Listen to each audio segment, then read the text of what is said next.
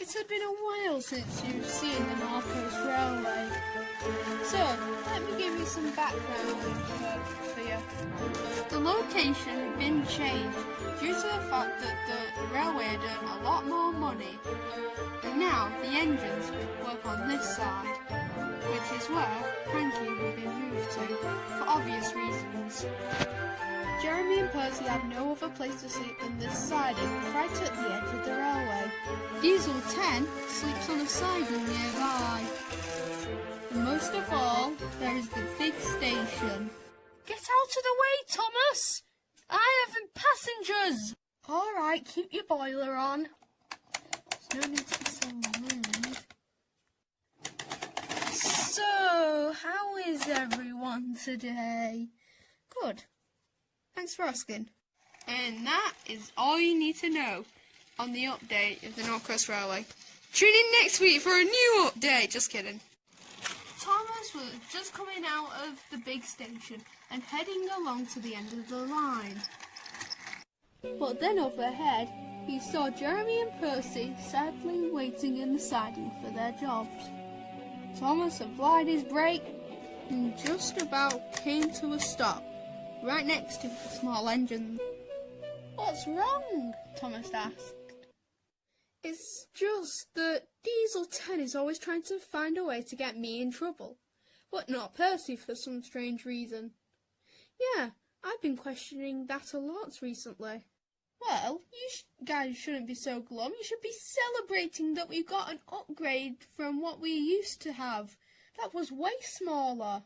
I guess you're right, Thomas. Alright, I'll see you later. Bye! You might be right, said Percy. Yes, but we have to find a way to prove me innocent and make sure Diesel 10 gets the blame. What? That's not what I said at all! Well, I came up with it myself, so yes. If you're not going to join me, I guess I'll see you later. And with a toot of his whistle, Jeremy sped off. Up ahead, the points were switched and Jeremy flew onto a siding, which Diesel 10 so happened to be on. Oh no! Ah! Oh no. What did you do that for?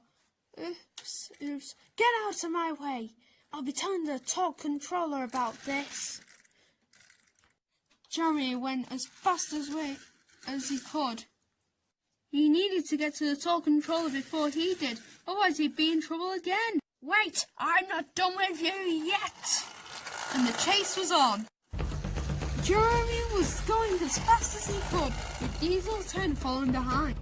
They flew past Brendam Docks and flew onto the branch line. It was dark, and still, Jeremy was being chased by Diesel 10. But soon, it wasn't dark, and they were still being chased. Nearly there, he puffed. Up ahead, all the station platforms were taken by the big engines, getting ready to set off. Jeremy flew down the line. Jeremy suddenly saw them and applied his brakes, but it was too late. Oh no! Oh no! Oh no! What's happened here? Luckily, none of the passengers on board were hurt, just a bit bumped, but Jeremy's buffet had been torn apart.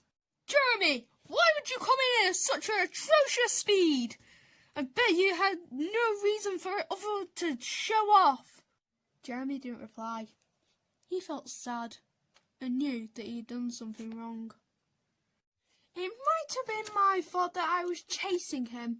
I was just going to say that you were kind of causing confusion and delay in some way. Well, I'm glad you told us that he was doing something else. That means he's even in more trouble than usual. I have simply no words. Later that day, the Talk Controller had arrived. I am so upset with you. You'll have to... How do I have to say this? You're going to be taken to the mainland and hopefully someone will buy you there. What? Sir, please don't. I'm sorry. Well, really, I'm not. But it's the only way to stop this confusion and delay from happening. There was a long silence where everyone just felt shocked, except from Jeremy, who was very, very, very hurt. But then there was a slight giggle coming from behind them.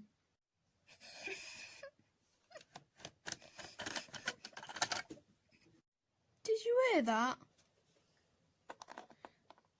Where did Diesel 10 go? Well, I better go and see what he's doing. I might as well take you, Jeremy, and on the way, then we can send you off, and then you'll be gone from this railway. Jeremy set off for the last time. It was weird, because in a certain amount of seconds, Diesel 10 had crossed the entire island. Over the bridge, into the dark section of the railway, back home to the main line, and at the junction. Why have you stopped, Jeremy? It's just that it seems a bit weird that a diesel of that speed can go this far in just a couple of seconds. And it wasn't long until they found out where the diesel went. Up ahead was 2 of the 3 trucks that they owned. But they noticed that the 3rd wasn't there, and in fact, somewhere else. I told you, the plan worked.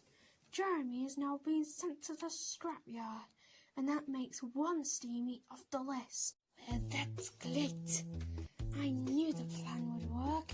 You don't need to worry now, Diesel 10. We'll take it from here.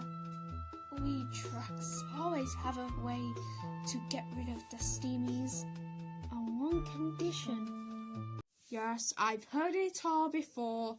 You don't need to say it over and over again. I know, okay? Now just leave me be. Oh, sir, what are you doing here? Well, what are you doing talking to a truck?